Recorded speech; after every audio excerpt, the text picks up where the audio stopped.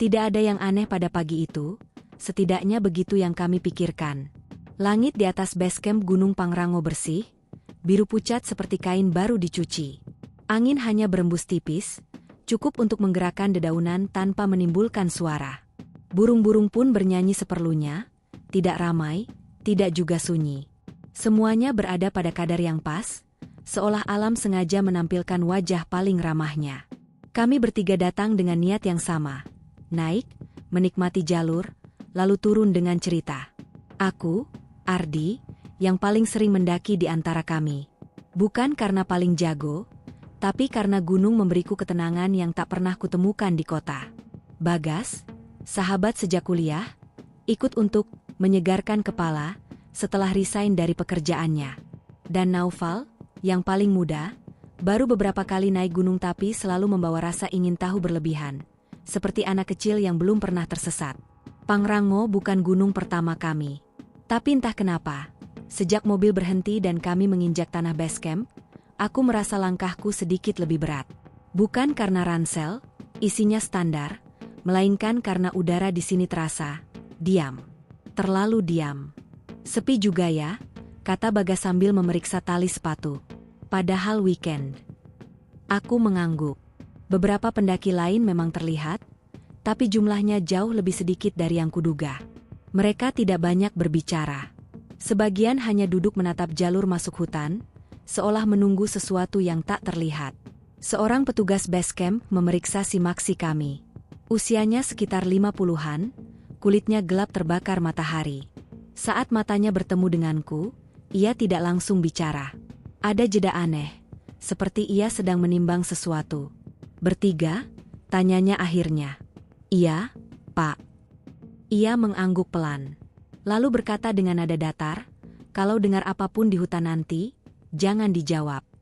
Bagas terkekeh. Siap, Pak. Paling juga suara burung. Petugas itu tidak ikut tertawa. Ia hanya menyerahkan kembali simaksi, lalu menambahkan pelan, burung tidak pernah manggil nama orang. Aku ingin bertanya lebih jauh, tapi Naufal sudah melangkah duluan ke arah jalur pendakian.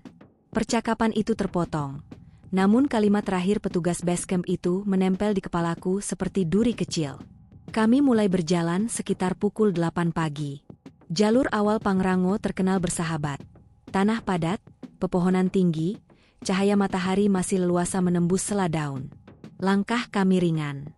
Sesekali Naufal bercanda, Bagas menimpali, dan aku hanya mendengarkan sambil mengatur napas. Semua terasa normal. Terlalu normal. 1 jam pertama berlalu tanpa kejadian apapun. Tidak ada suara aneh, tidak ada perasaan tidak enak. Bahkan aku mulai berpikir peringatanku tadi hanya sugesti semata. Namun, memasuki jam kedua, suasana berubah perlahan. Hutan menjadi lebih rapat. Cahaya matahari menipis, berganti dengan sinar pucat yang seperti disaring kabut tipis. Anehnya, kabut itu tidak turun dari atas, melainkan terasa muncul dari sela-sela batang pohon, menggantung rendah di antara langkah kami. Perasaan jalurnya tadi lurus ya, kata Naufal sambil berhenti. Aku melihat ke depan. Jalur masih jelas, tapi, entah kenapa, aku merasa kami sudah melewati pohon besar yang sama sebelumnya. Batangnya bengkok ke kiri, dengan bekas sayatan lama di kulit kayunya. Mungkin mirip aja, jawabku, meski hatiku sendiri ragu. Kami melanjutkan perjalanan. Namun semakin jauh, semakin sering aku merasakan sensasi berputar. Bukan tersesat, bukan juga salah jalur. Lebih seperti berjalan di tempat yang sama, hanya dengan sudut pandang sedikit berbeda. Jam tangan menunjukkan hampir tengah hari ketika kami memutuskan istirahat. Saat duduk dan membuka bekal, aku baru menyadari satu hal, suara hutan menghilang. Tidak ada serangga, tidak ada burung, tidak ada angin. Hutan itu sunyi total. Di gunung biasanya nggak pernah sesenyap ini, gumam Bagas. Aku mengangguk. Sunyi di gunung seharusnya tetap hidup. Ada dedaunan, ranting patah, hembusan angin kecil. Tapi di sini, sunyi itu seperti ditahan, dipadatkan, seolah ada tangan besar yang menutup mulut hutan. Saat itulah aku mendengar sesuatu. Langkah kaki. Bukan langkah kami, langkah lain, pelan, teratur, mengikuti dari kejauhan. Aku menoleh cepat ke belakang. Tidak ada siapapun. "Gas, lu dengar?" bisikku. Bagas mengangkat kepala. "Dengar apa?" Aku ragu menjawab. Mungkin hanya sugesti. Tapi sebelum aku bisa berkata apa-apa, Naufal tiba-tiba berdiri. "Ardi," katanya pelan. "Lu manggil gue barusan?" Aku menatapnya. "Enggak." Naufal mengerutkan kening. "Tadi jelas banget ada yang manggil nama gue. Dari arah hutan." Kami saling diam. Kalimat petugas basecamp kembali terngiang. "Kalau dengar apapun di hutan nanti, jangan dijawab." Aku menelan ludah. "Anggap aja salah dengar. Jangan ditanggapi." Kami memutuskan lanjut berjalan, meski langkah kami kini lebih hati-hati. Kabut semakin tebal, jarak pandang menyempit. Jalur masih ada, tapi seperti enggan menunjukkan arahnya. Menjelang sore, kami sadar satu hal yang membuat perutku menciut. Kami tidak menemukan pos berikutnya.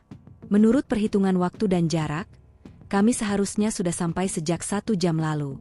Tapi yang ada di depan kami hanyalah hutan yang sama.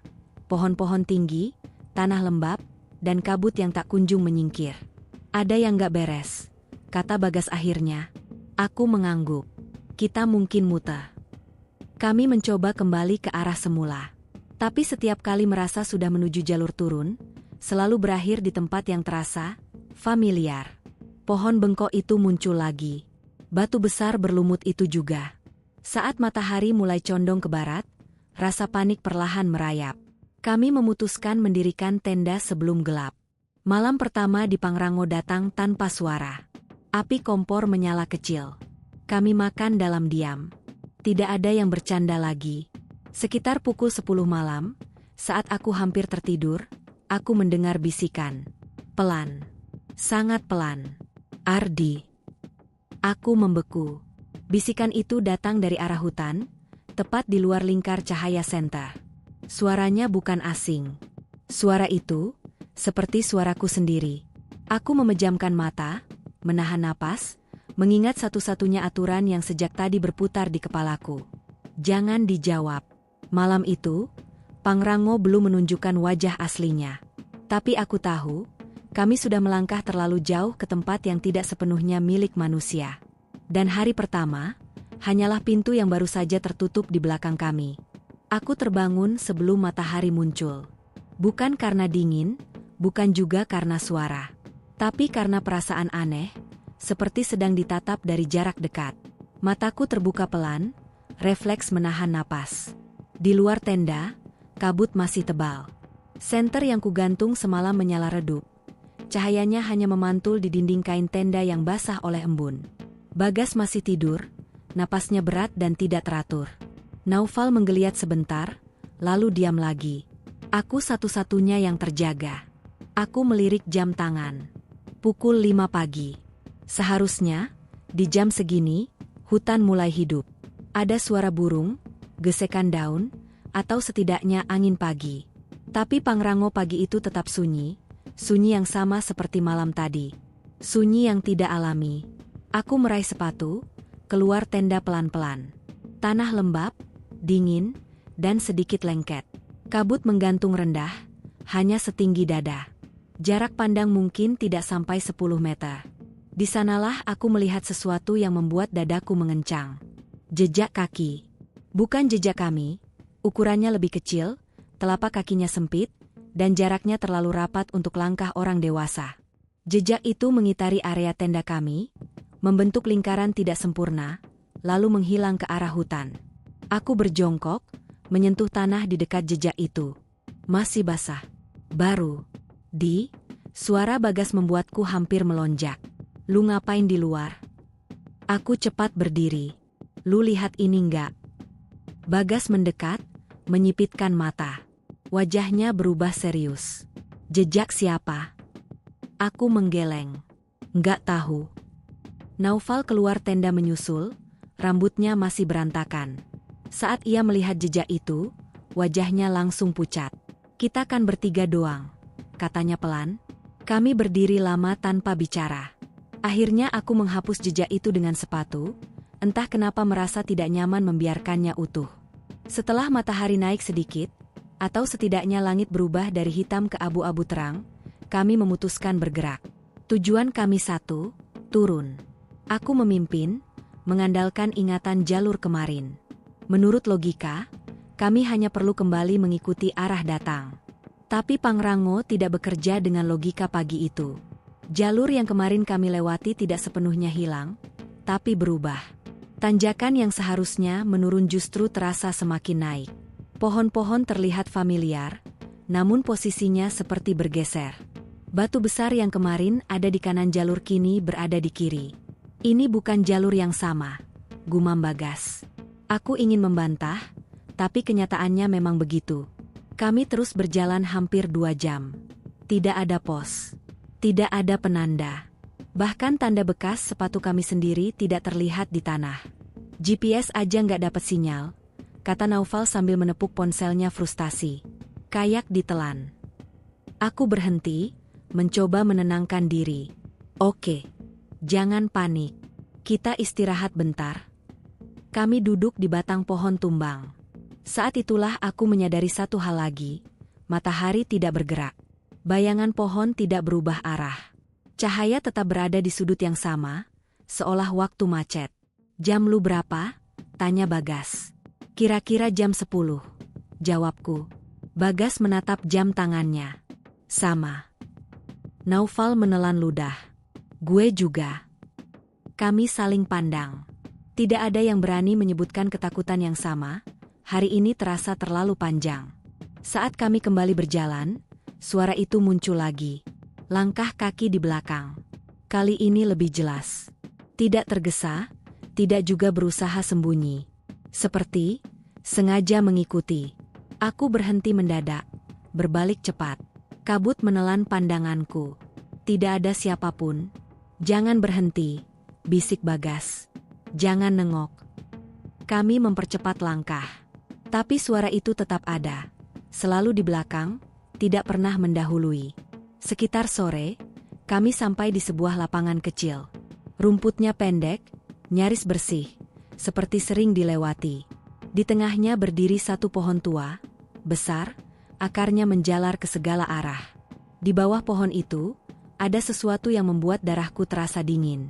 Sisa sesajen, bunga layu, potongan daun pisang, dan abu dupa yang belum sepenuhnya dingin. Kok masih baru? Tanya Naufal lirih. Bagas menggeleng pelan. Ini bukan jalur resmi. Kami ingin menjauh, tapi langkah terasa berat. Udara di sekitar pohon itu berbeda. Lebih dingin, lebih pekat. Tiba-tiba, angin berembus. Pertama kalinya sejak kami naik. Daun-daun bergesek pelan.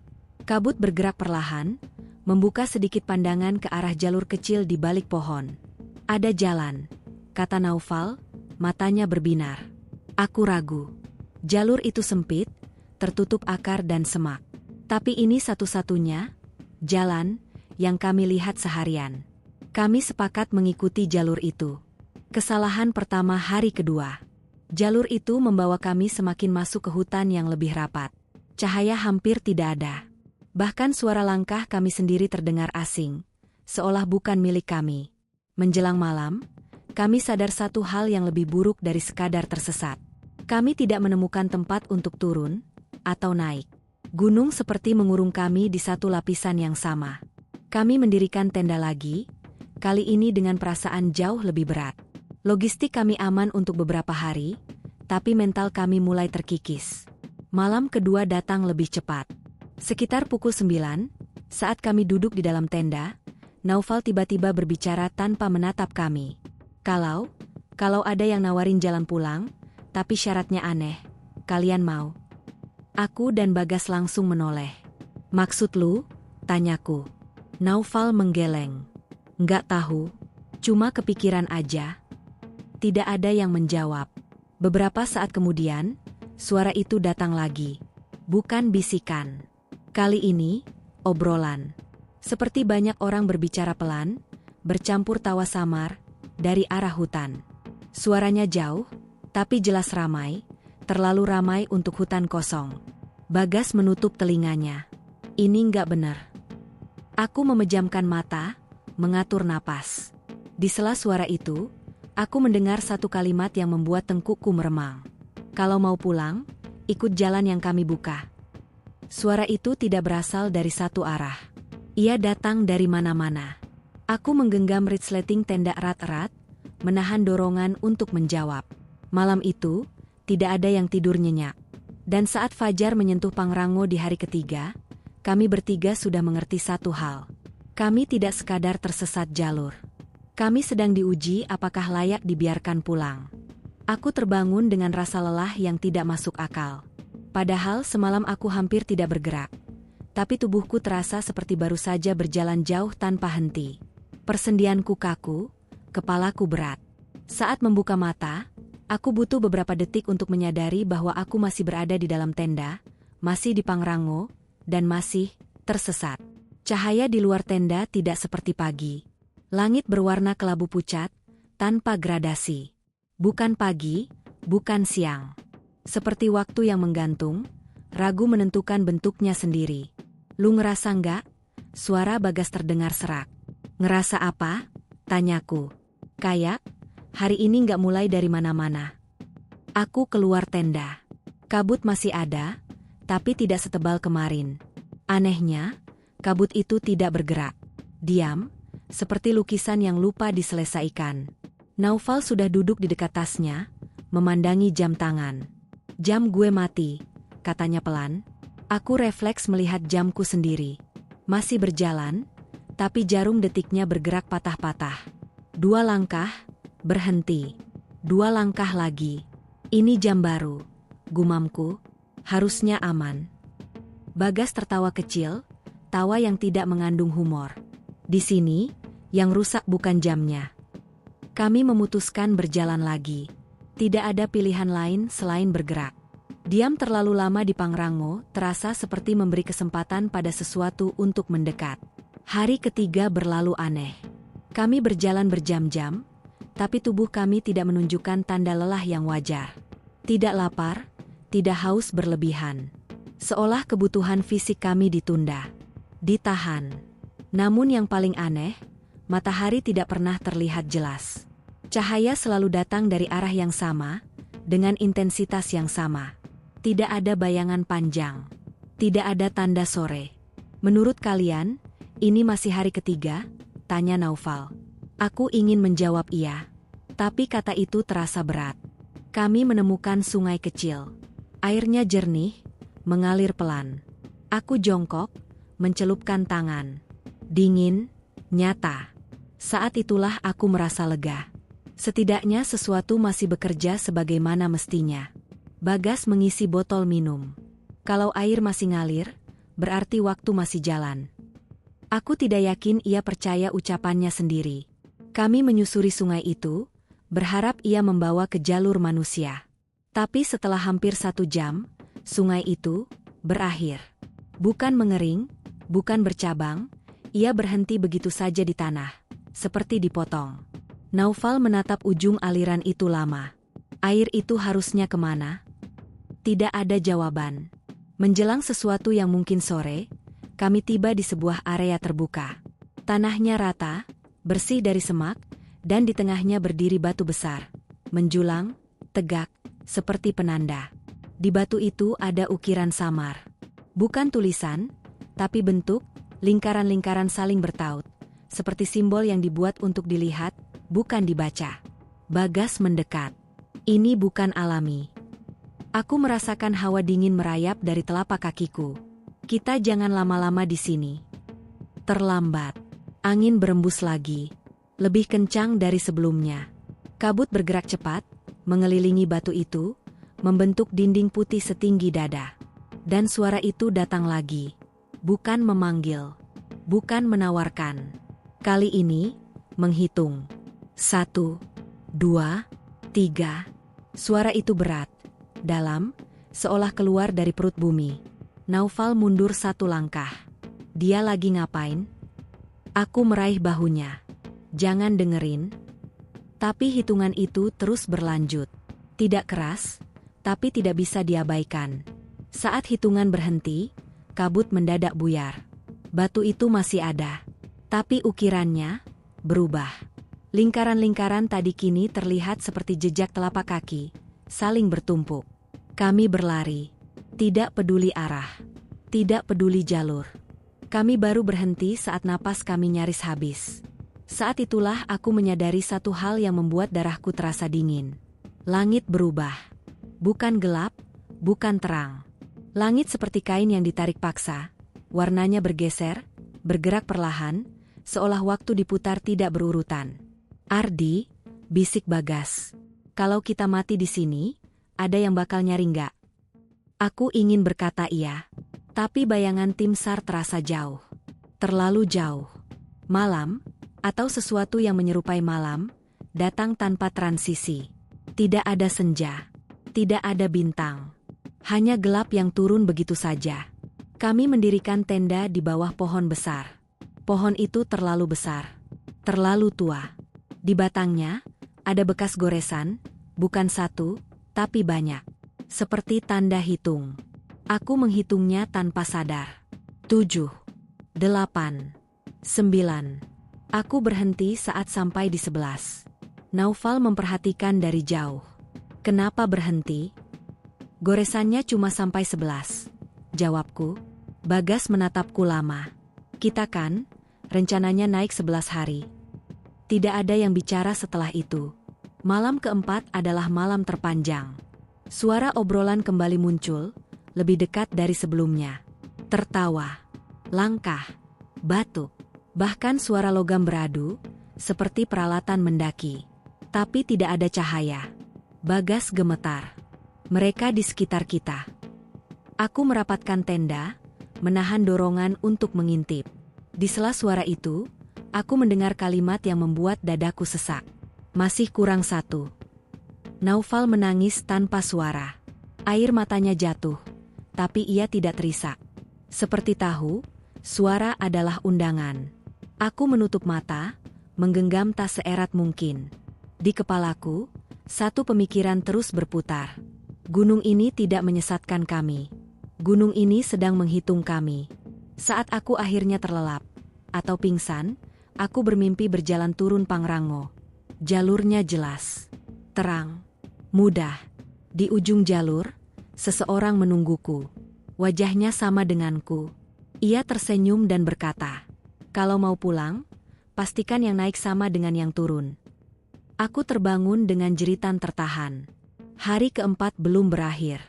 Dan kami mulai bertanya-tanya. Apakah Pangrango benar-benar mengizinkan kami bertiga tetap utuh? Hari keempat kelima, saat salah satu tidak lagi sama. Aku terbangun dengan bau tanah basah yang terlalu kuat. Seperti seseorang sengaja menimbun wajahku dengan segenggam tanah lembab. Napasku tersengal, jantungku berdegup liar. Saat membuka mata, aku mendapati tenda kami terbuka sedikit. Resletingnya turun sendiri, membentuk celah sempit yang menghadap langsung ke kegelapan hutan. Aku yakin semalam aku menutupnya rapat. "Gas?" bisikku pelan. Bagas tidak menjawab. Aku menoleh. Ia masih ada di dalam tenda, tapi posisinya aneh. Duduk tegak, menatap lurus ke depan. Matanya terbuka, tapi kosong. Seperti belum sepenuhnya kembali. "Gas?" ulangku, lebih keras. Ia berkedip sekali, lalu menoleh perlahan. Tadi ada yang buka tenda. Darahku terasa turun ke kaki. "Siapa?" Bagas menggeleng. "Nggak tahu, tapi dia cuma lihat. Terus pergi." Naufal terbangun mendengar percakapan kami. Wajahnya langsung tegang saat melihat resleting tenda. "Kalian dengar suara langkah nggak?" tanyanya. Aku dan Bagas saling pandang. Kami tidak menjawab, tapi diam itu sudah cukup. Pagi hari, jika masih bisa disebut pagi, datang dengan cahaya pucat. Tidak ada matahari. Tidak ada bayangan. Langit seperti kain abu-abu yang dibentangkan rendah di atas kepala kami. Saat kami keluar tenda, sesuatu terasa berbeda. Hutan tidak berubah. Jalur tidak berubah. Tapi Bagas berubah. Cara ia berdiri, cara ia memandang sekitar, lebih tenang, terlalu tenang. Tidak seperti orang yang hampir panik 2 hari terakhir. "Lu nggak apa-apa?" tanyaku. "Iya, Jawabnya cepat. Lebih baik dari kemarin. Nada suaranya datar, tanpa beban. Justru itu yang membuatku tidak nyaman. Kami berjalan lagi. Hari kelima dimulai dengan langkah-langkah tanpa tujuan jelas. Tidak ada yang memimpin. Kami hanya mengikuti ruang kosong di antara pepohonan, seolah hutan sendiri yang menentukan jalur. Sekitar 1 jam berjalan, Bagas berhenti mendadak. Lewat sini, katanya sambil menunjuk jalur sempit ke kiri. Aku mengernyit. Dari mana lu tahu? Bagas menoleh, menatapku lama. Ingat aja. Nada itu, bukan nada orang yang mengingat. Lebih seperti orang yang diberitahu. Naufal menarik lenganku pelan.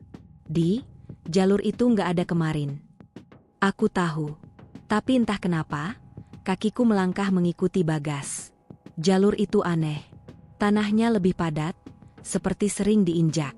Daun-daunnya tersapu bersih. Di beberapa titik, ada batu-batu kecil disusun memanjang. Bukan acak, tapi rapi. Ini kayak jalur lama, gumamku. Bagas mengangguk. Iya, jalur yang jarang dilewati manusia. Aku berhenti. Lu yakin? Bagas menoleh, tersenyum tipis. Senyum yang tidak pernah kulihat sebelumnya. Manusia bukan satu-satunya yang lewat sini. Kami berjalan dalam diam setelah itu. Beberapa kali aku melihat Bagas berbicara pelan, bukan pada kami, tapi ke arah hutan. Bibirnya bergerak, tapi suaranya nyaris tak terdengar. Saat kutanya, ia selalu menjawab singkat, "Nggak apa-apa." Naufal mulai tertinggal di belakang. Wajahnya pucat, matanya cekung. Ia menatap Bagas dengan tatapan takut yang tidak ia sembunyikan lagi. Bisiknya, "Lu ngerasa gas beda nggak?" Aku ingin menyangkal. Tapi rasa dingin di punggungku tidak mengizinkanku berbohong. Kami berhenti di dekat batu besar, menjelang sesuatu yang mungkin siang. Batu itu retak di tengah, membentuk celah sempit seperti pintu. Di depannya, tanahnya bersih. Terlalu bersih. Bagas duduk di dekat batu itu, meletakkan tasnya perlahan. "Kita istirahat di sini." Aku menggeleng. Tempat ini nggak enak. Bagas menatapku. "Lama. Terlalu lama." "Ardi," katanya akhirnya, "lu capek kan?" Aku terdiam. Capek mikir. Capek takut. Capek nyari jalan yang nggak ada. Suaranya tenang, nyaris menenangkan. "Di sini aman." Naufal mundur 1 langkah. "Aman buat siapa?" Bagas tersenyum lagi. "Buat yang mau berhenti melawan." Angin bertiup tiba-tiba.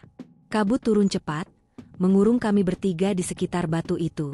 Udara terasa berat, menekan dada. Di sela kabut, aku melihat bayangan, banyak. Berdiri diam, mengelilingi kami. Tidak mendekat, tidak menjauh. Bagas berdiri. Mereka cuma mau kita diam sebentar. Aku menarik lengan Bagas. "Gas, dengerin gue. Ini nggak benar." Bagas menatap tanganku yang mencengkeram lengannya. Matanya kosong. Tidak marah, tidak takut. "Lu tahu nggak kenapa kita nyasar?" tanyanya pelan.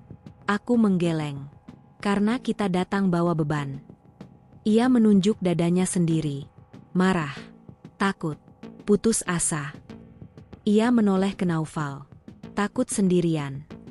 Lalu menatapku. "Dan lu, selalu pengen pegang kendali."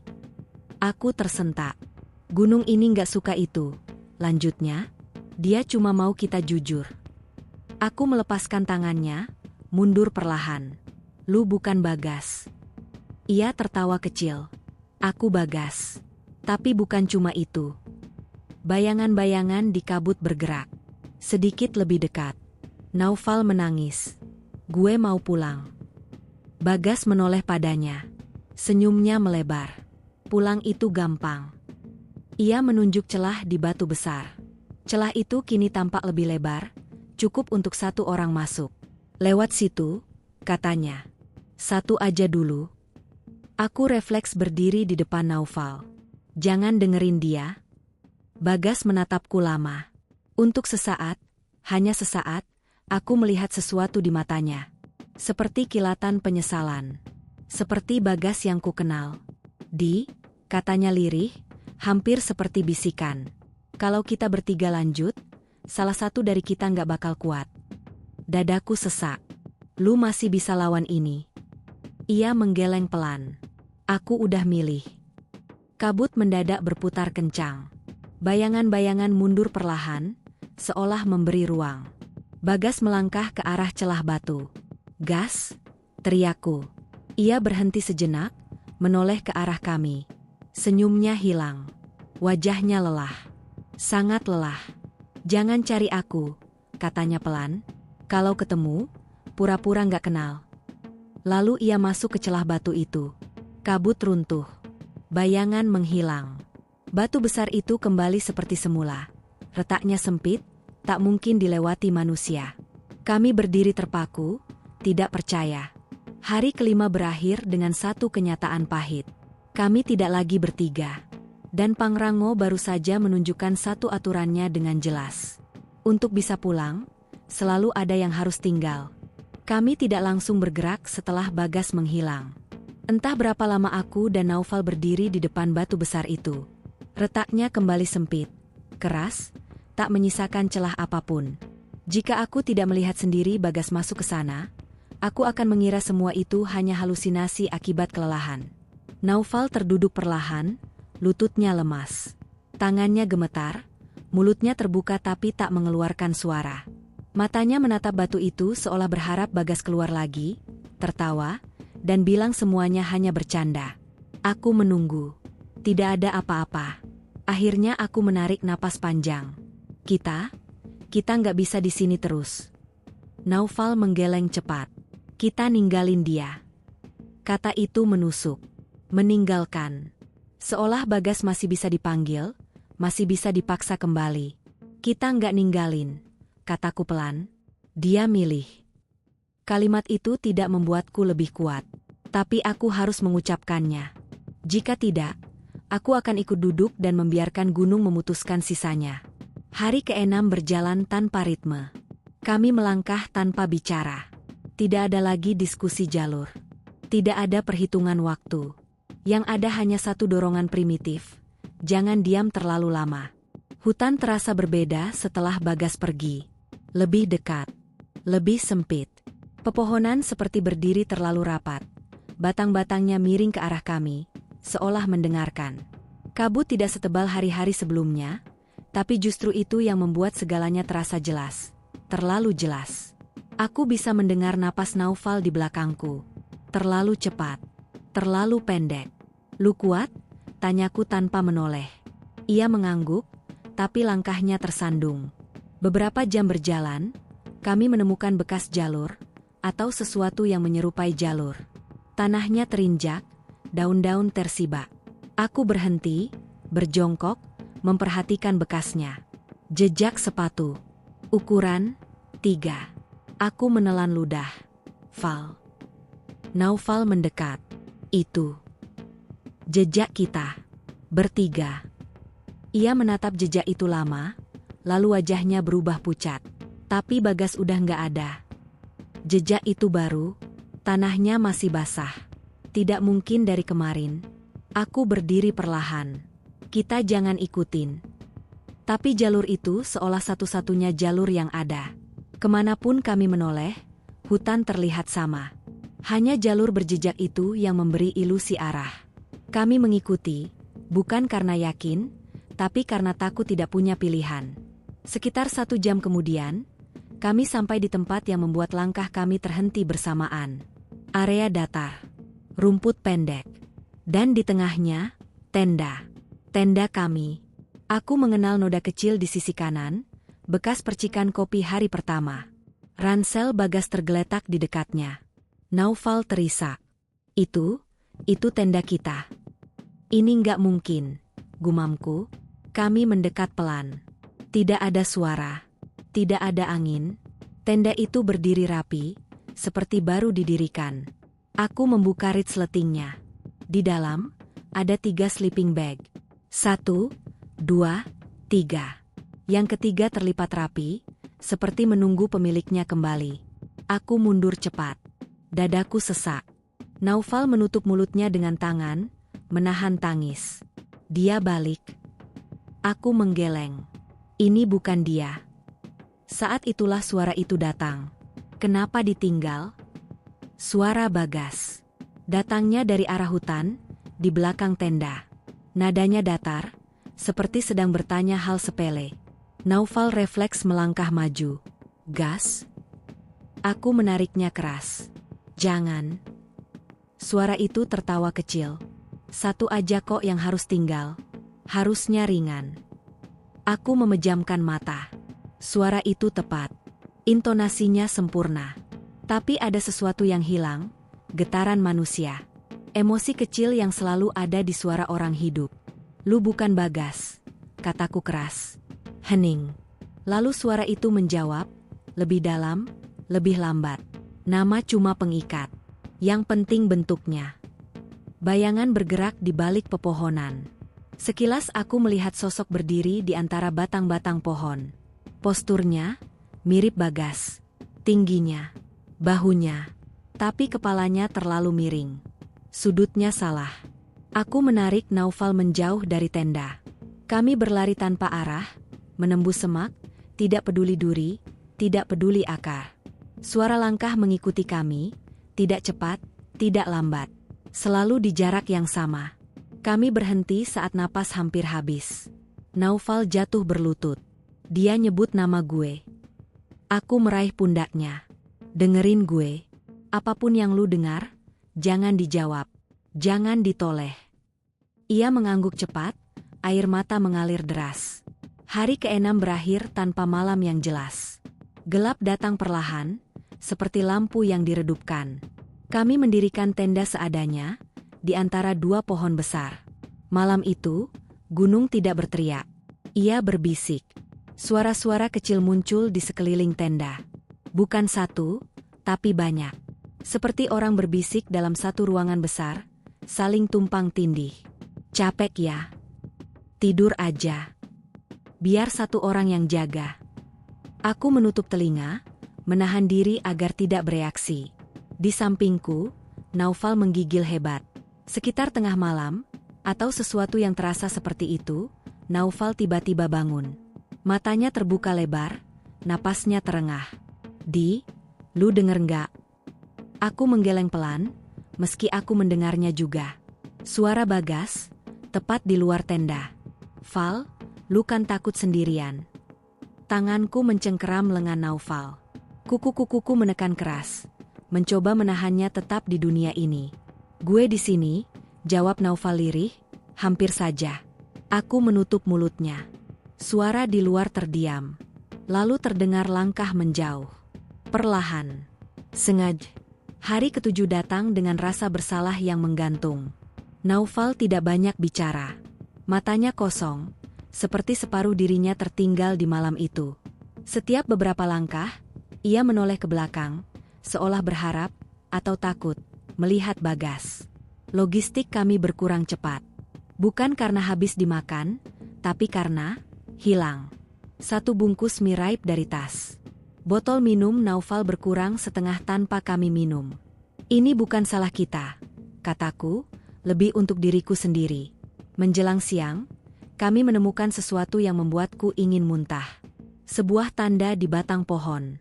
Goresan. Aku menghitungnya. 7.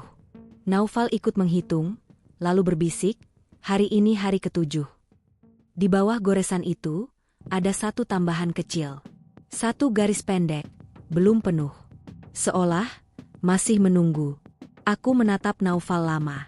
Ia menghindari pandanganku. Katanya pelan, kalau nanti gue yang mulai dengar lebih sering. Aku langsung menggeleng. Jangan lanjut. Tolong, katanya. Jangan biarin gue sendirian. Aku menelan ludah, dadaku terasa perih. Kita pulang bareng. Tapi saat aku mengucapkan itu, aku sadar. Gunung tidak pernah berjanji akan mengizinkan semua yang tersesat untuk kembali. Dan Pangrango sudah mulai memilih dengan lebih jelas. Hari ke-4 dimulai tanpa matahari. Bukan karena hujan, bukan pula karena kabut tebal seperti hari-hari sebelumnya.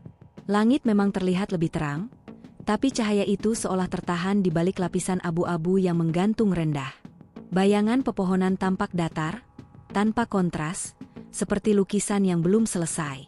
Udara dingin menempel di kulit lebih lama dari biasanya, menusuk hingga ke sendi. Raka terbangun pertama kali. Ia tidak tahu kenapa, tapi ada perasaan aneh yang memaksanya membuka mata. Tidak ada mimpi buruk, tidak ada suara mencurigakan. Justru karena terlalu sunyi, ia merasa ada yang salah. Biasanya, bahkan di gunung setinggi Pangrango, masih ada suara dedaunan, desir angin, atau serangga pagi. Kali ini, sunyi itu padat, menekan. Raka duduk perlahan, memperhatikan sekeliling. Api unggun semalam sudah mati, menyisakan abu hitam yang lembab. Aldi masih terbaring dengan jaket menutup kepala, napasnya berat dan tidak teratur. Sementara Bagas, tidak ada. Gas? Raka memanggil pelan. Tidak ada jawaban. Ia berdiri, jantungnya mulai berdetak lebih cepat. Matanya menyapu sekitar camp, lalu ke arah jalur yang semalam mereka sepakati akan ditelusuri pagi ini. Di sana, sekitar 5 meter dari batas tenda, Bagas berdiri membelakangi mereka. "Ngapain lo?" Suara Raka terdengar lebih tegang dari yang ia maksud. Bagas tidak menjawab. Ia berdiri kaku, tangan menggantung di samping badan. Jaket abu-abunya terlihat basah, seolah ia berdiri di sana cukup lama. Rambutnya kusut, dan yang paling membuat Raka merinding adalah posisi kepalanya. Sedikit miring ke kiri, seperti sedang mendengarkan sesuatu. Raka melangkah mendekat. "Gas, woi." Baru ketika jaraknya tinggal 2 langkah, Bagas menoleh. Wajahnya pucat, matanya merah seperti kurang tidur, tapi ekspresinya kosong. Tidak panik, tidak bingung. Kosong. "Lo denger, kan?" ucap Bagas pelan. "Dengar apa?" tanya Raka, menahan diri agar tidak meninggikan suara. "Langkah kaki," jawab Bagas. "Dari semalam, muter-muter." Raka menelan ludah. "Mungkin hewan." Bagas menggeleng. "Terlalu berat buat hewan. Terlalu pelan buat manusia." Kalimat itu menggantung di udara. Aldi akhirnya bangun, matanya sembab, wajahnya langsung menegang saat melihat ekspresi 2 temannya. "Kenapa?" "Gas bilang dengar langkah kaki," jawab Raka singkat. Aldi menghembuskan napas panjang, mencoba tertawa, tapi gagal. "Gunung ramai. Biasa." "Semalaman?" potong Bagas. Tidak ada yang menjawab. Mereka memutuskan berkemas lebih cepat dari rencana. Tidak ada obrolan ringan pagi itu. Bahkan candaan khas Aldi pun menghilang. Setiap gerakan dilakukan cepat, seolah mereka ingin segera meninggalkan tempat itu, meski tidak tahu hendak kemana. Raka mengecek kompas. Jarumnya berputar sebentar sebelum berhenti menunjuk ke arah yang berlawanan dari hari sebelumnya. "Kok beda?" gumamnya. "Apanya?" tanya Aldi. "Kompasnya. Kemarin nunjuk ke barat sana." Bagas mendekat, menatap jarum itu lama. "Lo yakin kemarin bukan ini arahnya?" Raka mengangguk. "Gue tandain di kepala. Kita muter dari sini." Aldi mengeluarkan ponsel, mencoba menyalakan GPS. Tidak ada sinyal, seperti sebelumnya, tapi peta offline masih terbuka. Titik biru mereka muncul, lalu meloncat beberapa meter ke arah yang mustahil, menembus kontur tebing. "Ini error," kata Aldi cepat, seolah meyakinkan dirinya sendiri. Mereka mulai berjalan. Jalur yang mereka ikuti tampak familiar, namun ada yang berubah. Pohon-pohon terlihat lebih rapat, tanah lebih lembab. Bahkan aroma hutan terasa berbeda, lebih tajam, seperti campuran tanah basah dan besi. Beberapa jam berjalan, mereka menemukan sesuatu yang membuat langkah mereka terhenti bersamaan. Sebuah perapian lama. Batu-batu disusun rapi membentuk lingkaran. Abu di tengahnya masih hitam, belum memutih. Dan yang paling aneh, panasnya masih terasa saat Raka mendekatkan tangan. "Ini baru dipakai," ucapnya pelan. "Siapa?" tanya Aldi.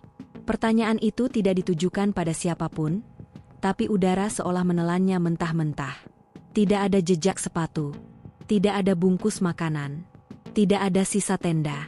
Seolah seseorang hanya datang, menyalakan api, lalu menghilang tanpa meninggalkan apapun. Bagas mundur selangkah. Kita gak sendirian.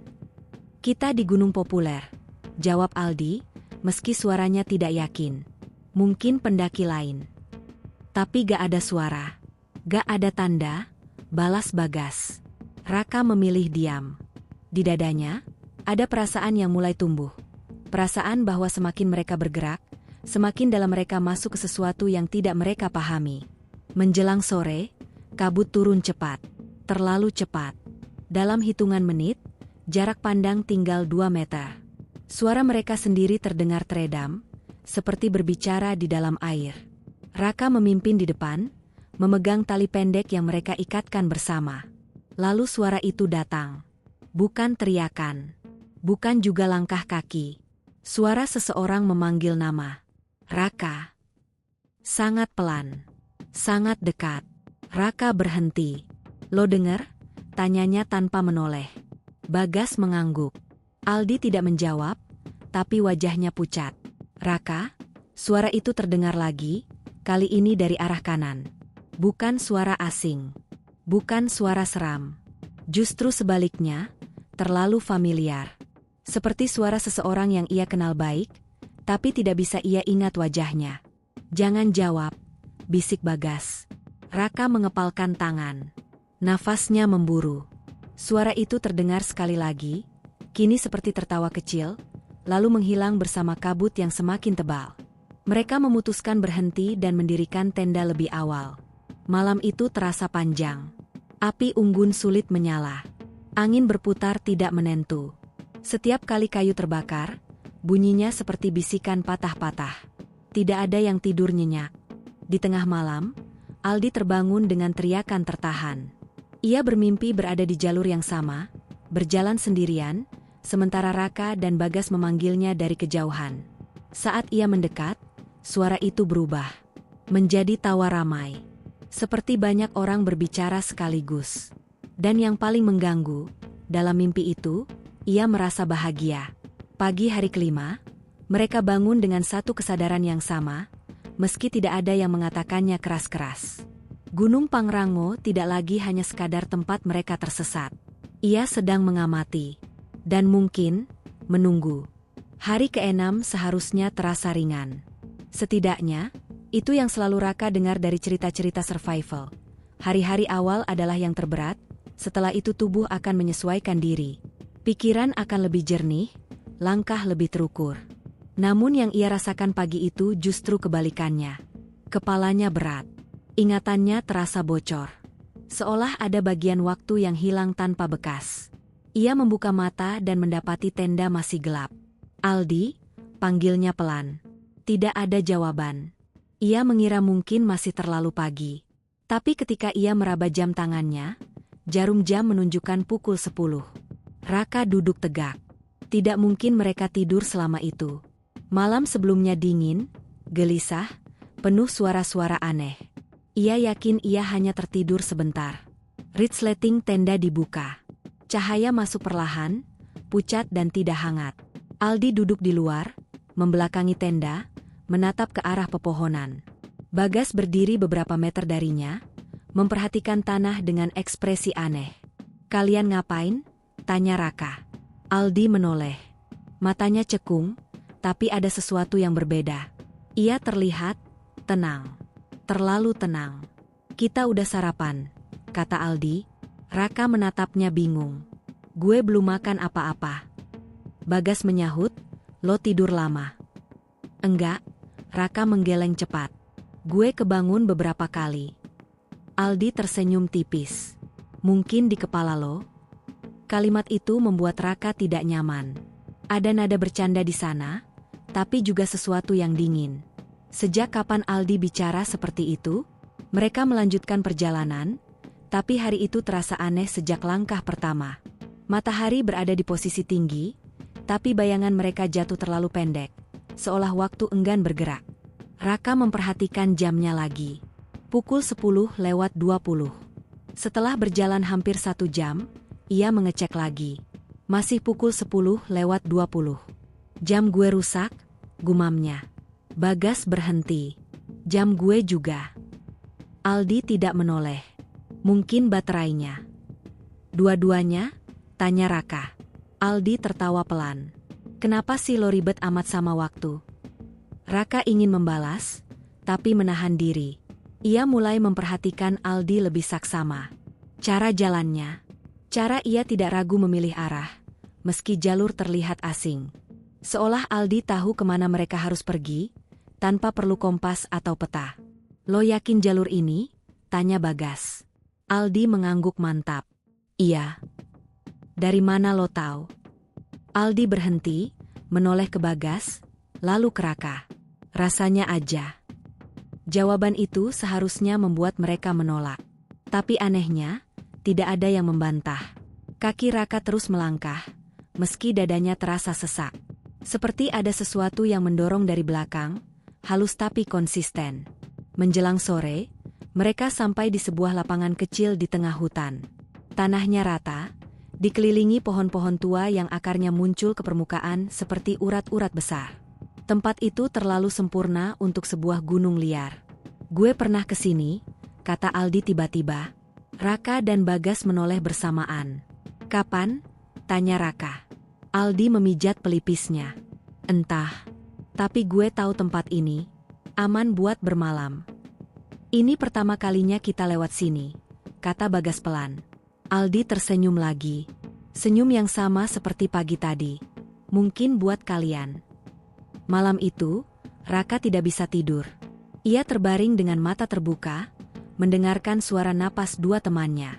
Di luar tenda, hutan kembali sunyi dengan cara yang menekan. Tidak ada angin, tidak ada serangga. Hanya keheningan yang terasa terlalu sadar akan keberadaan mereka. Lalu suara itu datang. Bukan memanggil. Bukan berbisik. Suara orang berbincang. Ram. Banyak. Terdengar seperti kerumunan di kejauhan. Ada tawa, ada percakapan tumpang tindih, seperti pasar malam yang tertutup kabut. Raka menahan napas, berharap suara itu berhenti. Tapi justru semakin jelas. Ia melirik ke arah Aldi. Aldi duduk. Matanya terbuka. Ia tersenyum. Raka membeku. Lo dengar itu? Aldi mengangguk perlahan. Dari kemarin. Kenapa lo gak bilang? Karena mereka gak jahat, jawab Aldi pelan. Mereka cuma lewat. Siapa mereka? Suara Raka bergetar. Aldi tidak langsung menjawab. Ia menoleh ke arah pintu tenda, lalu kembali menatap Raka. Penghuni. Raka menutup mulutnya dengan tangan. Di sudut matanya, Bagas terlihat gelisah, berkeringat meski udara dingin. Ia jelas juga mendengar suara itu. Ini gak benar, bisik Bagas. Kita harus turun. Sekarang. Aldi berdiri. Gerakannya tenang, hampir anggun. Belum. Kenapa? Tanya Raka. Aldi mendekat. Terlalu dekat. Raka bisa mencium bau tanah basah dari jaketnya. Karena belum waktunya, jawab Aldi. Kalian masih ribut di kepala. Raka merasa marah. Takut. Bingung. Semua bercampur jadi satu. Lo kenapa sih? Di? Ini gunung, bukan rumah lo? Aldi menatapnya lama. Senyumnya memudar, digantikan ekspresi yang sulit dibaca. Justru karena ini bukan rumah kita. Suara di luar tenda berhenti mendadak. Sun. Begitu tiba-tiba hingga telinga Raka berdenging. Aldi menoleh keluar. Tuh, mereka dengar.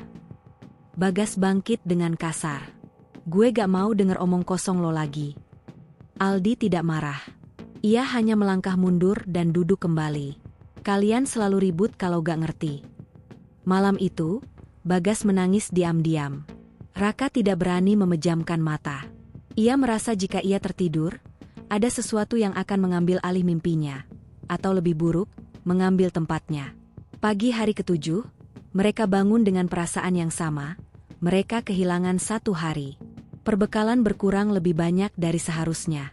Api unggun semalam menyisakan abu tebal, seolah menyala berjam-jam. Dan Aldi terlihat segar. Lebih segar dari hari pertama pendakian.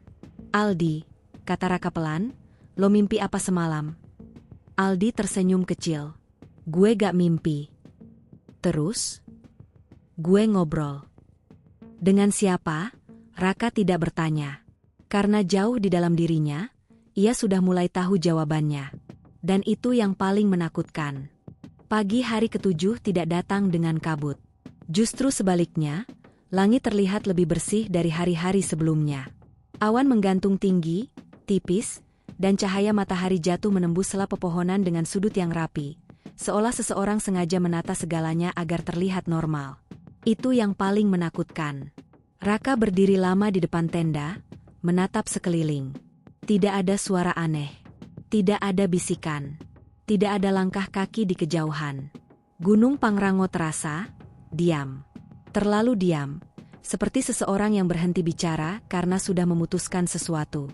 Arah sana, kata Aldi tiba-tiba. Raka menoleh. Aldi berdiri beberapa meter darinya, menunjuk ke sebuah celah di antara pepohonan. Dari posisi itu, terlihat seperti jalur lama. Tanahnya lebih padat, daun-daun tersibak rapi, dan yang paling mencolok, turunan. Jantung Raka berdegup keras. Turunan selalu berarti satu hal, arah keluar. Bagas ikut mendekat. Lo yakin? Aldi mengangguk tanpa ragu. Iya, dari tadi subuh kelihatan. Kenapa kita baru lihat sekarang? Tanya Raka. Aldi menatapnya, senyum kecil muncul di sudut bibirnya. Karena sekarang baru boleh. Kalimat itu membuat udara di antara mereka mengeras. Namun logika Raka kalah oleh harapan. Selama 7 hari, ini pertama kalinya gunung seperti membuka pintu. Ia mengangguk pelan. Kita coba. Mereka berjalan menuruni jalur itu dengan hati-hati. Semakin jauh mereka melangkah, semakin jelas jalurnya. Bahkan ada bekas tali rafia usang di beberapa batang pohon, penanda lama yang biasa dipasang relawan atau pendaki. Ini jalur beneran, bisik Bagas, hampir tidak percaya. Raka merasakan hal yang sama. Dadanya sesak, bukan karena takut, tapi karena emosi yang menumpuk. Lega, rindu rumah, dan rasa bersalah karena sempat berpikir mereka tidak akan keluar hidup-hidup. Namun setelah hampir 1 jam berjalan, Raka mulai merasa ada yang janggal. Langkah Aldi terlalu santai. Ia tidak terlihat waspada. Tidak berhenti mengecek medan. Bahkan sesekali ia berhenti hanya untuk menyentuh batang pohon, atau mengusap batu besar dengan telapak tangannya, seperti seseorang yang sedang berpamitan. Aldi, panggil Raka, kita jangan lama-lama. Aldi menoleh. Kenapa? Takut hilang lagi? Kita udah nemu jalur. Jangan aneh-aneh. Aldi tersenyum tipis. Justru karena nemu. Bagas berhenti berjalan. Maksud lo apa? Aldi menatap mereka berdua, lalu ke arah jalur di depan. Jalur ini gak muncul buat semua orang. Raka merasakan perutnya mengeras. Jangan mulai lagi. Terserah, jawab Aldi santai. Gue cuma bilang apa yang gue tahu. Beberapa menit kemudian, jalur itu berubah. Bukan menghilang, lebih tepatnya bercabang. Di depan mereka, jalur menurun terbagi 2. Yang satu jelas, lebar, dan terlihat sering dilewati. Yang satu lagi lebih sempit, hampir tertutup semak, tapi entah kenapa terasa lebih nyata. Raka menunjuk jalur lebar. Kita lewat sini. Bagas mengangguk cepat. Iya, itu jalur logis. Aldi menatap jalur sempit. Lama, terlalu lama. Gue lewat sini, katanya akhirnya. Raka menoleh tajam. Apa? Gue ngerasa harus lewat sini. Itu bukan alasan. Suara Raka meninggi. Kita turun bareng. Aldi menatapnya, kali ini tanpa senyum. Lo gak denger? Dengar apa? Panggilan, jawab Aldi pelan. Dari awal lo semua nutup telinga. Gue enggak. Bagas maju 1 langkah. Aldi, ini udah gak lucu. Aldi menghela napas, lalu menunjuk jalur lebar. Kalian lewat situ. Kalian bakal ketemu pos. Pasti. Raka merasakan sesuatu runtuh di dadanya. Terus lo? Aldi tidak langsung menjawab. Ia menoleh ke hutan, lalu kembali menatap mereka. Gue gak dijemput sama manusia. Sun. Kata-kata itu menggantung seperti kabut dingin yang menempel di kulit. Lo ngomong apa sih? Bagas berbisik, suaranya pecah. Aldi mendekat. Ia menepuk bahu Bagas dengan lembut. Gas, dari awal lo yang paling berat di sini. Lo yang paling sering kepikiran rumah. Itu bagus. Lalu ia menatap Raka. Dan lo terlalu keras kepala buat tinggal. Aldi, jangan gila. Raka menggenggam pergelangan tangannya. Kita pulang bareng. Dengar? Untuk pertama kalinya, wajah Aldi menunjukkan emosi. Bukan marah, bukan takut, tapi iba. Kalau gue ikut, katanya pelan, jalur itu bakal nutup. Raka melepas tangannya, mundur selangkah. Lo bohong. Aldi menggeleng. Coba pikir. Sejak kapan gunung ini ngasih tanpa minta? Angin bertiup tiba-tiba, membuat dedaunan berdesir serempak. Dari jalur sempit, Raka mendengar sesuatu. Bukan suara, tapi getaran. Seperti banyak langkah yang berhenti bersamaan. Bagas menangis. Tangannya gemetar, mencengkeram tali ransel. Gue gak mau ninggalin lo. Aldi tersenyum lembut. Gue gak ditinggal. Ia melangkah mundur ke arah jalur sempit. Seketika, semak-semak di sekitarnya terlihat lebih renggang, seolah memberi ruang. Aldi. Raka berteriak. Aldi berhenti sejenak, menoleh. Kalau nanti lo cerita, jangan bilang gue hilang. Terus bilang apa? Bilang gue selesai. Langkah itu terjadi cepat. Aldi masuk ke jalur sempit, dan dalam hitungan detik, semak-semak kembali menutup. Jalur itu lenyap. Tidak ada bekas. Tidak ada celah. Raka berlari ke sana, mencoba menerobos, tapi yang ia temui hanya hutan rapat. Seolah jalur itu tidak pernah ada. Bagas jatuh terduduk, menangis keras tanpa ditahan. Dan saat Raka menoleh ke jalur lebar, jalur yang mereka pilih, ia melihat sesuatu yang membuat napasnya terhenti. Jalur itu mulai memudar. Tanahnya terlihat lebih sempit. Tanda rafia tampak pudar. Seolah waktu di sana bergerak lebih cepat. Kita harus jalan. Sekarang, kata Raka tegas. Mereka berlari. Tidak menoleh. Tidak memanggil. Tidak berhenti. Dan saat mereka akhirnya mencapai pos pendakian 2 hari kemudian, kurus, kotor, setengah sadar, Raka tahu satu hal dengan pasti. Gunung Pangrango memang membiarkan mereka pergi. Tapi tidak tanpa mengambil bagian yang paling pasrah di antara mereka. Dan itu baru awal dari akhir. Raka sadar pertama kali karena bau. Bukan bau hutan. Bukan tanah basah atau daun kering. Bau ini tajam, menyengat, dan asing. Bau obat, kain steril, dan sesuatu yang hangus samar. Ia membuka mata perlahan. Kelopak matanya terasa berat seperti direkatkan dari dalam. Lampu putih menyilaukan. Ia mengerang pelan. Pak, dia sadar. Suara perempuan. Lembut. Manusia. Raka menoleh pelan. Ruangan kecil. Dinding putih. Tirai hijau. Tangannya diinfus. Tubuhnya terasa ringan sekaligus kosong, seperti ada bagian yang tertinggal jauh di belakang. Bagas, katanya serak. Perempuan itu tersenyum tipis. Teman bapak ada di ranjang sebelah. Sama-sama selamat. Kata selamat terdengar aneh di telinganya. Raka menoleh ke samping. Bagas terbaring diam. Wajahnya lebih kurus, pipinya cekung, bibirnya pecah-pecah. Tapi dadanya naik turun. Hidup. Raka menutup mata, napasnya bergetar. Untuk sesaat, ia membiarkan dirinya percaya bahwa semuanya sudah selesai. Namun malam itu, saat lampu dipadamkan dan ruangan hanya diterangi cahaya koridor yang temaram, Raka terbangun lagi. Karena suara. Bukan teriakan. Bukan bisikan. Langkah kaki. Pelan. Teratur. Seperti seseorang berjalan menyusuri lorong panjang dengan penuh kesabaran. Raka menahan napas. Langkah itu berhenti, tepat di depan pintu kamarnya. Ia menatap gagang pintu. Diam. Tidak bergerak. Tapi entah kenapa, Raka yakin ada sesuatu di baliknya. Rak. Suara itu nyaris tak terdengar. Namun Raka mengenalnya. Terlalu baik.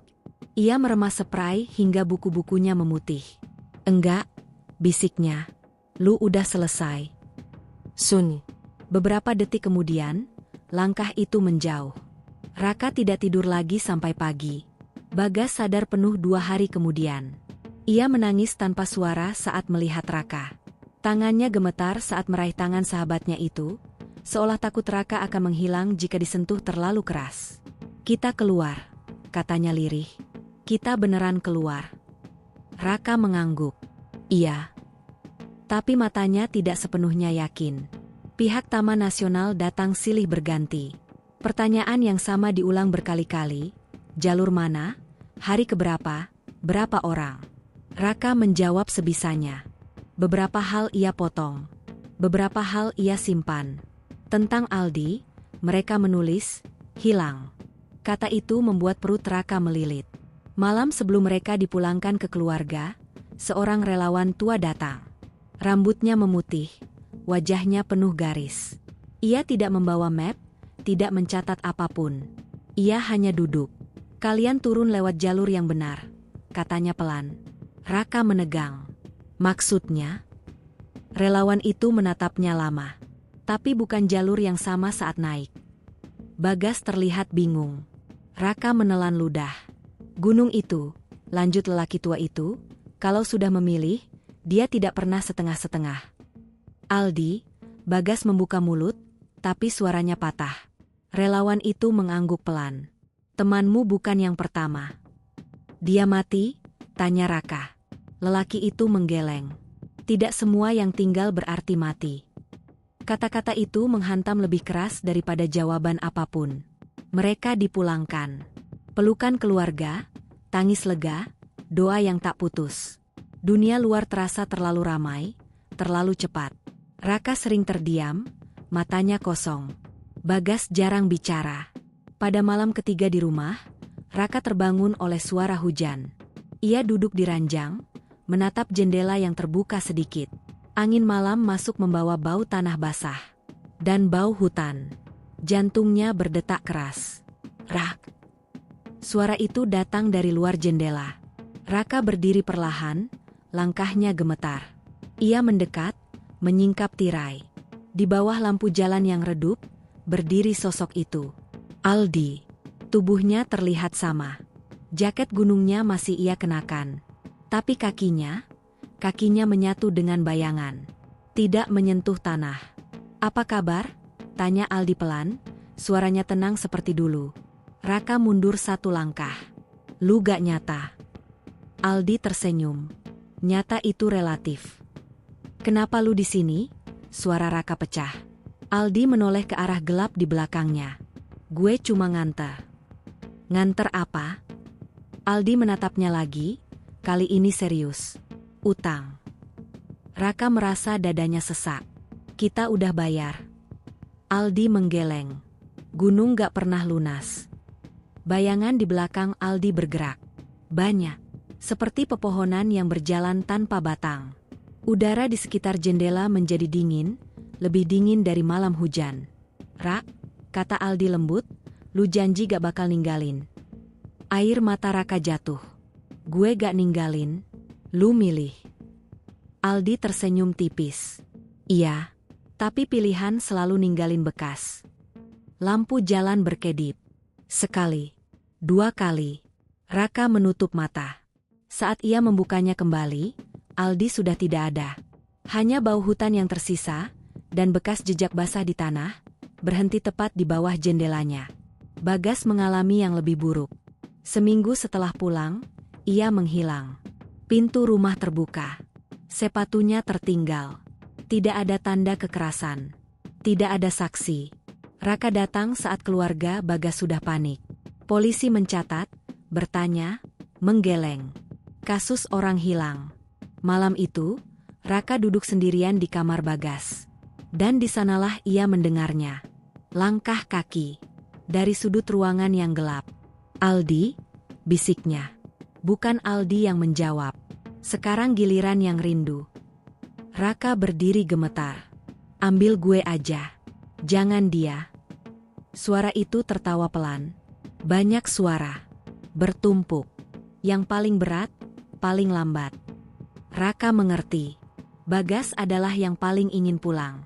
Dan gunung selalu memanggil yang paling sering menoleh ke belakang. Pencarian Bagas dihentikan setelah sebulan. Raka menjadi satu-satunya yang tersisa. Ia pindah kota, menghindari gunung, menghindari cerita. Tapi setiap kali ia menutup mata terlalu lama, ia mendengar hutan bernapas. Dan suatu malam, di antara setengah tidur dan sadar, ia menyadari sesuatu yang membuatnya terbangun dengan keringat dingin. Jam tangannya berhenti di hari ke-7. Tidak pernah bergerak lagi. Dan dari jauh, sangat jauh, Gunung Pangrango masih menghitung. Laporan resmi ditutup dengan kalimat sederhana. 2 pendaki ditemukan selamat. 1 pendaki dinyatakan hilang. Tidak ada ruang untuk kata dipilih. Tidak ada kolom untuk menuliskan diterima. Hanya data, tanggal, dan tanda tangan. Raka membaca salinan laporan itu di meja kecil kosannya. Kertas itu sudah lecek di bagian lipatan, bekas dibuka dan ditutup berkali-kali. Ia hafal setiap barisnya, namun tetap membacanya seolah berharap suatu hari kalimatnya berubah sendiri. Tidak pernah. Bagas masih tercatat hilang. Aldi hilang lebih dulu. Dan Raka, secara administratif, selamat. Kata selamat rasa seperti kesalahan ketik. Raka berhenti mendaki. Bukan karena trauma ketinggian, bukan karena takut gelap. Ia berhenti karena setiap kali menjejakkan kaki di tanah yang terlalu sunyi, tubuhnya bereaksi lebih cepat daripada pikirannya. Napas memendek, jantung berdegup tak beraturan. Dan di telinganya, selalu ada gema langkah yang bukan miliknya. Ia pindah kerja, pindah kota, menghindari teman lama yang tahu cerita Pangrango. Jika ada yang bertanya, ia hanya berkata, tersesat. 1 teman gak ketemu. Tidak bohong. Tidak jujur juga. Malam-malamnya dipenuhi mimpi yang sama, jalur menurun yang bercabang 2. Dalam mimpi itu, Raka selalu memilih jalur lebar. Selalu menoleh ke belakang. Selalu melihat Aldi berdiri di batas semak. Menunggu, bukan memanggil. Yang berubah hanya satu hal. Wajah Aldi makin lama makin sulit diingat. Dan itu menakutkan. 3 bulan setelah kejadian, Raka menerima paket tanpa pengirim. Kotak kardus kecil. Ringan. Tidak ada alamat pengirim, hanya namanya tertulis rapi dengan spidol hitam. Tulisan tangan, ia mengenalinya. Tangan Aldi. Jari-jari Raka gemetar saat membuka kotak itu. Di dalamnya ada jam tangan digital. Jam Bagas. Layar jamnya mati. Retak halus di sudut kiri, bekas terbentur batu. Di bagian belakang, ada goresan kecil, inisial B yang dulu Bagas ukir sambil bercanda, takut jamnya ketukar. Raka duduk lama di lantai, jam itu di genggaman. Tidak ada surat, tidak ada pesan. Tapi saat ia menekan tombol jam, layarnya menyala sebentar. Tanggal yang muncul, hari ke-11. Padahal mereka ditemukan di hari ke-9. Raka menutup mata. Dadanya terasa penuh. Seperti menahan sesuatu yang tidak bisa keluar lewat air mata. Lu di mana, Gas? Bisiknya. Jawaban itu tidak datang malam itu. Jawaban datang seminggu kemudian, dalam bentuk mimpi yang berbeda. Raka bermimpi berjalan di jalur Pangrango, tapi bukan sebagai pendaki. Ia berjalan ringan, tanpa ransel, tanpa lelah. Di sekelilingnya, hutan tidak tampak menekan. Tidak sunyi. Justru terasa sibuk. Ada bayangan-bayangan bergerak di antara pohon. Tidak semua berbentuk manusia. Ada yang hanya siluet. Ada yang tampak utuh, terlalu utuh. Mereka tidak memperhatikannya. Di depan, ia melihat Bagas. Bagas duduk di atas batu besar, menatap ke arah lembah. Tubuhnya terlihat sehat. Tidak kurus. Tidak pucat. Seolah waktu berhenti di hari terbaiknya. Gas, panggil Raka. Bagas menoleh dan tersenyum. Senyum lelah, tapi damai. Lu gak boleh lama-lama di sini, kata Bagas. Gue mau bawa lu pulang. Bagas menggeleng pelan. Gue udah jalan terlalu jauh. Ini mimpi, Raka memaksa. Semua bisa dibalik. Bagas berdiri, mendekat. Bukan mimpi. Ini, sisa. Sisa apa? Sisa yang belum lu pahami. Bagas menunjuk ke hutan. Gunung itu gak jahat, Rak. Dia cuma jujur. Dia ngambil yang siap. Lu siap? Suara Raka bergetar. Bagas tersenyum lagi, kali ini lebih tipis. Gue capek pengen pulang. Dan di sini, gak ada kata pulang. Yang ada cuma berhenti nyari. Raka terbangun dengan napas terengah. Di pipinya ada air mata. Di tangannya jam Bagas. Layarnya mati lagi. Raka mulai menulis. Bukan untuk diterbitkan. Bukan untuk laporan. Ia menulis untuk mengingat. Setiap detail yang ia takutkan akan pudar. Suara hutan, cara Aldi menyentuh pohon, tawa Bagas yang selalu datang paling akhir. Ia menulis tentang jalur yang berubah, tentang waktu yang melambat, tentang pilihan yang terasa bebas padahal sudah diarahkan. Menulis menjadi caranya menjaga mereka tetap ada. Bukan sebagai korban, tapi sebagai bagian dari sesuatu yang lebih besar dari sekadar berita orang hilang. Suatu sore, di tengah menulis, ia berhenti. Ia sadar akan satu hal yang selama ini ia hindari. Ia tidak pernah menceritakan hari ke-11 pada siapapun. Hari itu tidak tercatat. Tidak di laporan. Tidak di ingatannya yang sadar. Namun jam Bagas menunjukkannya. Dan gunung selalu menghitung dengan rapi. Setahun setelah kejadian, Raka kembali ke Pangrango. Bukan untuk mendaki. Ia hanya sampai di gerbang, berdiri lama, menghirup udara. Tidak ada bisikan. Tidak ada panggilan. Gunung itu berdiri tenang, seperti biasa. Seorang penjaga tua memperhatikannya. Mau naik? Raka menggeleng. Enggak, cuma mau pamit. Penjaga itu menatapnya sebentar, lalu mengangguk seolah mengerti. Kalau begitu, jangan bawa apa-apa yang berat. Raka terdiam. Maksudnya? Penjaga itu tersenyum samar. Yang berat itu bukan ransel. Raka menunduk, membuka telapak tangannya. Jam Bagas ia letakkan di tanah, tepat di batas jalur. Untuk pertama kalinya, ia melepaskan benda itu tanpa rasa panik. Terima kasih, bisiknya, entah pada siapa. Angin berembus pelan. Daun-daun bergerak serempak, seperti napas panjang. Dan untuk pertama kalinya sejak kejadian itu, Raka merasa dihitung, tapi tidak dipanggil. Malam itu, Raka tidur tanpa mimpi. Tidak ada jalur bercabang. Tidak ada wajah yang menunggu. Hanya gelap yang wajar, dan pagi yang datang seperti seharusnya. Di mejanya, buku catatan terbuka di halaman terakhir. Ia menulis satu kalimat penutup. Tidak semua yang tersesat ingin kembali. Dan tidak semua yang kembali benar-benar ingin pulang. Ia menutup buku itu, perlahan. Di luar, jauh di sana, Gunung Pangrango berdiri seperti biasa. Diam, tua, dan setia pada satu hal. Menyimpan yang memilih tinggal. Dan membiarkan yang sudah cukup belajar pergi.